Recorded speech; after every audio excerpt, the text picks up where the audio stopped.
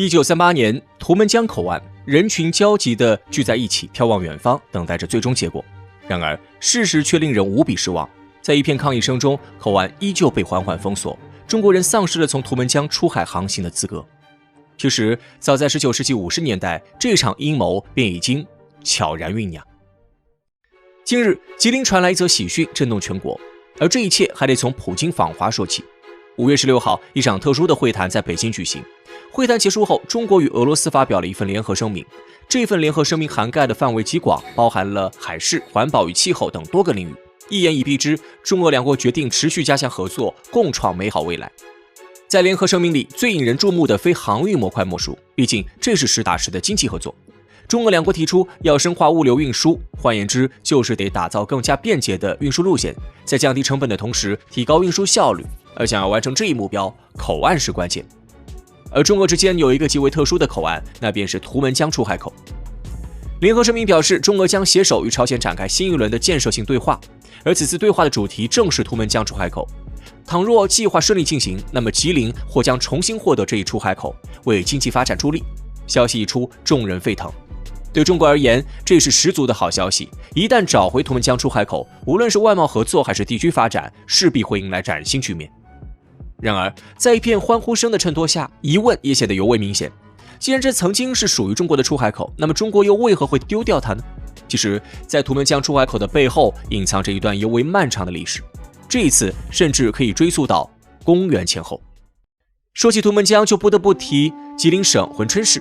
这是一个不起眼的小城，位于吉林省东部沿边朝鲜自治州的东南角，是一个不折不扣的边境城市，能够通向朝鲜与俄罗斯。在珲春市南部有一块狭长的土地，延伸下去便能找到图们江出海口，直接通向日本海。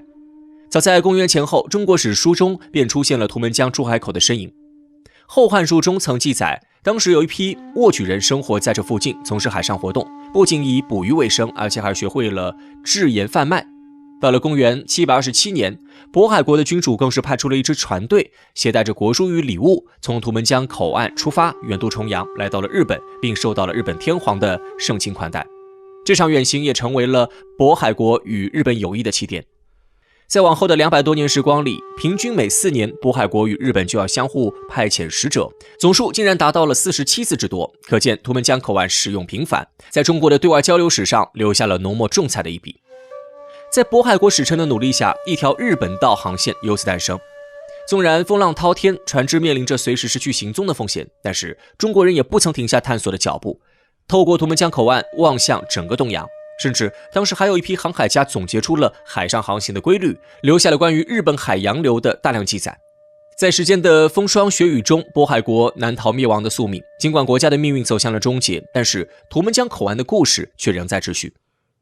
渤海国灭亡后，该口岸依旧是附近民众谋生的重要通道，当地民众借助图们江出海口前往日本海捕鱼、运输与晒盐，有时他们还会登上海岛寻找珍贵的药材，或者从事简单的狩猎。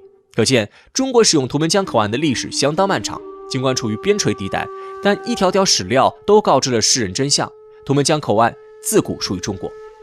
原本日子就该这样平静地过下去，但到了19世纪80年代，情况突变，图们江出海口迎来了灭顶之灾。1858年，中国陷入了黑暗之中。10几年前，一场鸦片战争令中国被迫打开大门，屈辱的近代史由此拉开帷幕。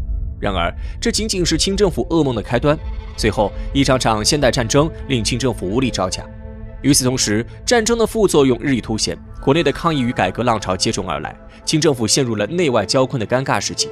于是，一批列强瞅准时机，强迫清政府签订了一系列不平等条约，其中《瑷珲条约》格外引人注目。原因无他，这个与沙俄签订的不平等条约令中国在近代失去了数量最多的土地。东北地区更是饱受重创，留下了无法弥合的伤疤，而图们江出海口的颠沛命运也在此时拉开了序幕。在瑷珲条约的威胁下，清政府不得不将黑龙江以北的大片土地割让给沙俄，整个东北地区支离破碎。但是沙俄的野心远不止于此。第二次鸦片战争结束后，清政府再度惨败，北京条约出现了。根据北京条约，沙俄实现了在中国的进一步扩张，独吞了黑龙江口到图们江口的全部土地，总面积超过40万平方公里。沙俄的目的十分简单，就是要遏制中国的日本海贸易，将这块肥肉收入囊中。从那之后，中国彻底失去了通向日本海的出海口。在往后的20年时间里，图们江口岸附近陷入了无与伦比的混乱。家国动荡，珲春地区处于水深火热中，曾经的界碑立牌也受到了侵蚀，逐渐模糊。然而，还有一群大臣始终惦念着图们江口岸，决心排除千难万险，重新勘探边界。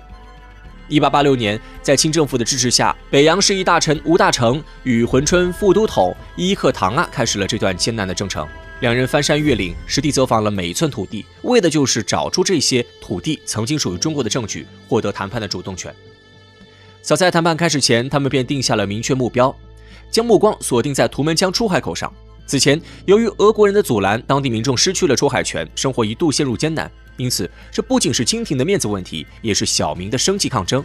这场谈判持续了足足3个月，两人据理力争，不厌其烦地反驳俄国人的错误说法，寸土不让，最终签订了中俄珲春东界条约。尽管他们未能完全夺回图们江口岸，但是条约却为珲春的老百姓争取到了出海权。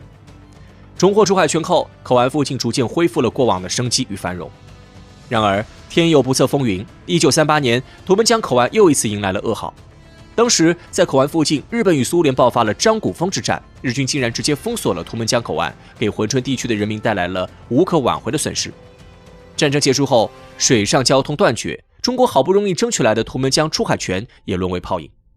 在随后的岁月里，图们江口岸的大门缓缓关上，直到1945年日本投降，二战结束后，才迎来了新的转机。遗憾的是，由于种种因素干扰，建国初期，中国政府始终没有找到解决图们江问题的最好契机。1964年，中国正式向苏联提出要重新洽谈图们江口岸的出海航行问题，可是苏联却认为这不属于边界谈判的范畴，再加上该问题还涉及到第三国朝鲜，便更为复杂。因此，在后续的很长一段时间里，图们江口岸问题都只能暂时搁置。上世纪80年代，中苏谈判重启，图们江口岸再度成为中苏朝三国争论的核心。功夫不负有心人，1990年2月，中国终于重获了前往口岸科学考察的机会。3个月后，科考队顺利入海，这一次复航在图们江口岸的历史上留下了浓墨重彩的一笔。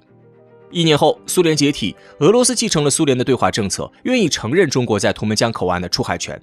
然而，1992年，出于正当的外交需求，中国与韩国建立了外交关系，这令中朝关系趋于复杂化。从那之后，朝鲜重提图们江口岸的出海问题，局面再度尴尬起来，一时之间，中国陷入困局。这些年来，中国有意开发图们江口岸，就连联合国也有意入股，但始终没有获得积极的回应。此次，中俄愿意联手与朝鲜重开谈判，将是解决问题的一次飞跃。未来，图们江口岸也必然会谱写新的篇章。